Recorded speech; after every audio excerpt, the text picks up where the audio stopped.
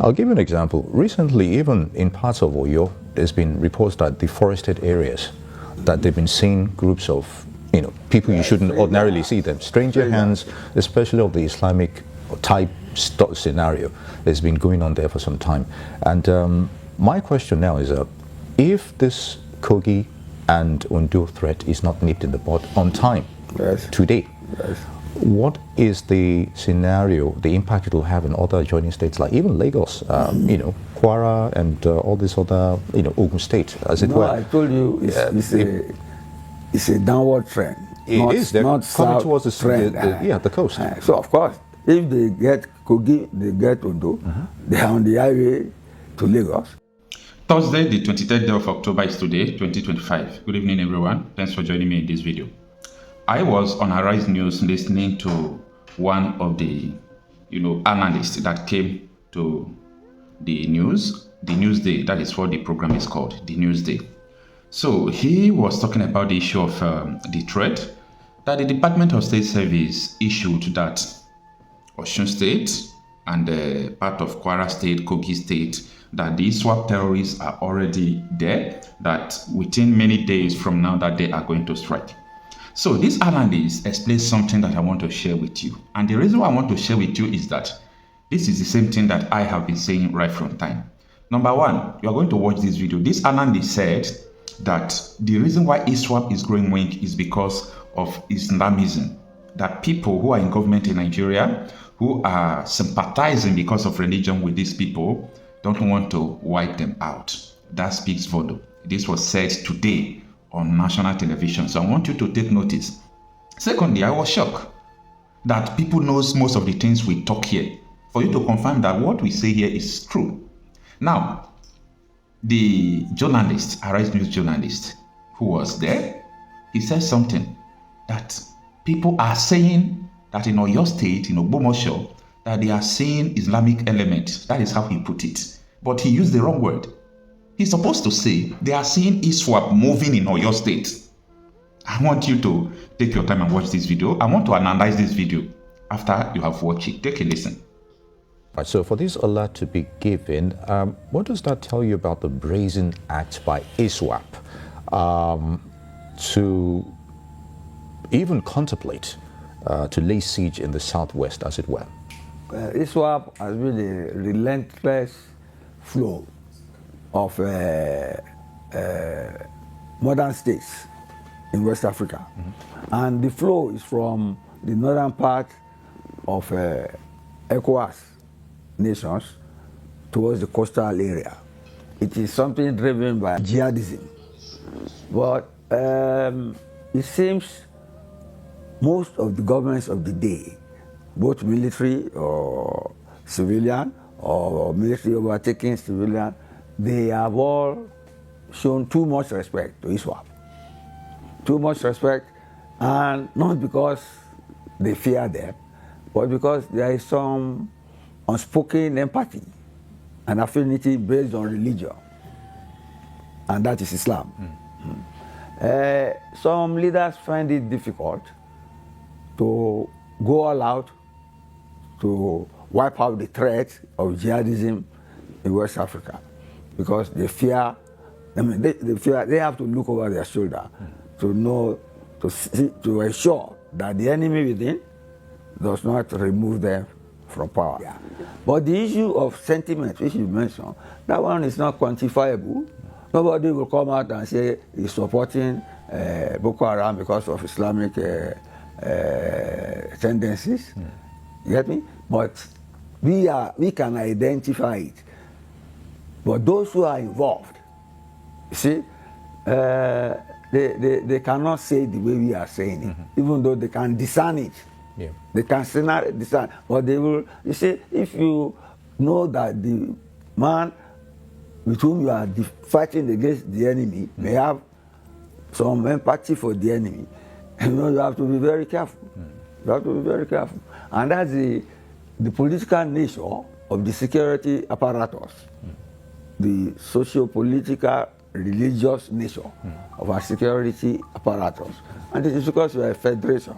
You have to keep all the fronts and faces, you get me, straight, as if nothing is happening and hoping for the best.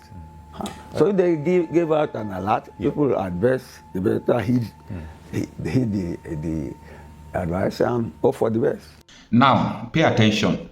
This is where he talks about what is going on in Oyo State. You know, all these small things, people don't take cognizance of it, but this is the reality on ground that we know, not just that we are hearing it. Take a listen.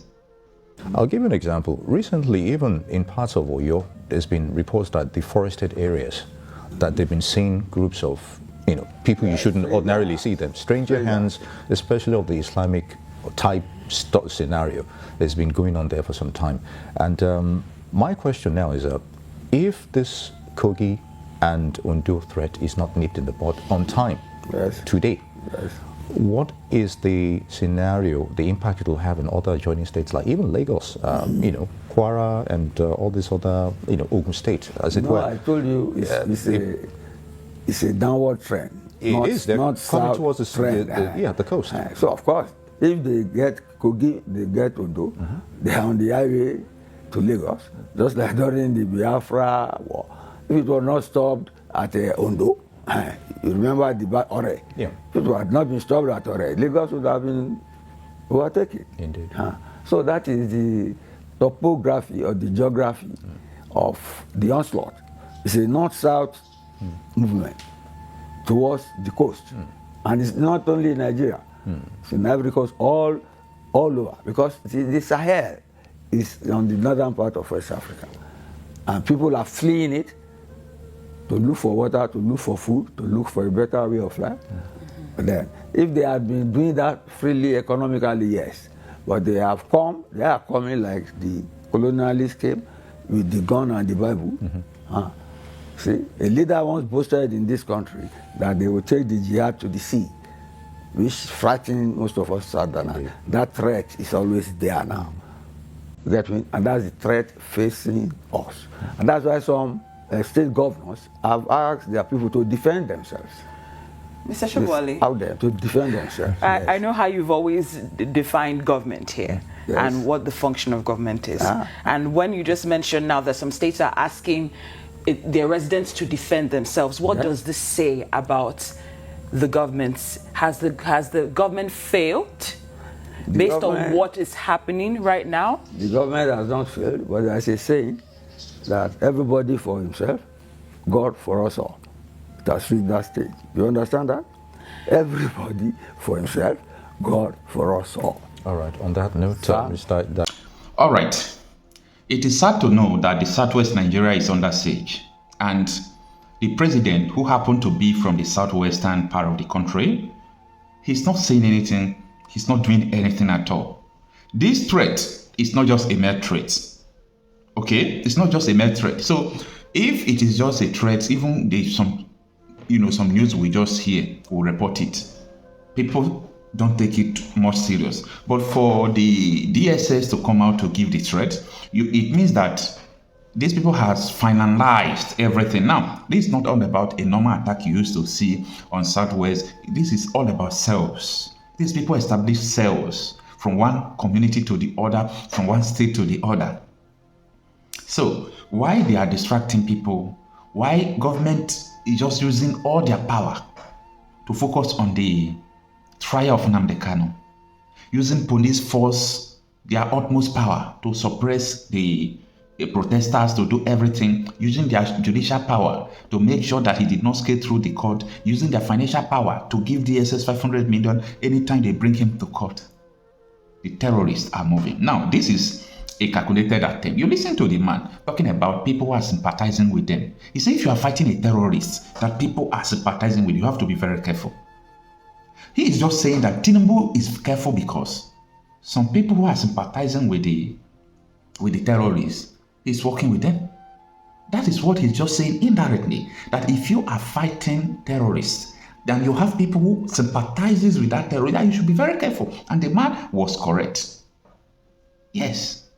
This is all about criminology. If you are fighting a terrorist and you discover that there are some people in your camp who are sympathizing with the terrorists you are fighting, that is why before you fight a war, sanitize your environment. When your environment is not sanitized, you can't win any war. When your environment is not sanitized, you will have what people call saboteurs. They will sabotage your movement. So you will see people from your camp who will be giving them information. If you don't take time, they will collude with your enemy. They will tell them your movement and they will eliminate you. That is what this man is just saying. So the issue here is that I pity my generation. I pity my generation. You see, the generation that is now the people we called papas, the old people right now. During that time, Nigeria was not like this. Nigeria favored them. Most of them, passed through free education, hospitals, many things they enjoyed. But today, it is no more. They have activated, the mission to make sure that these people will just bring Nigeria under their names to Islamize Nigeria. Now, pay attention. When we talk about all these things, people term it as sensitive. There is nothing like sensitive here. Islamic State of West African Province said they want to turn Nigeria to Sharia state. That is Islamic State.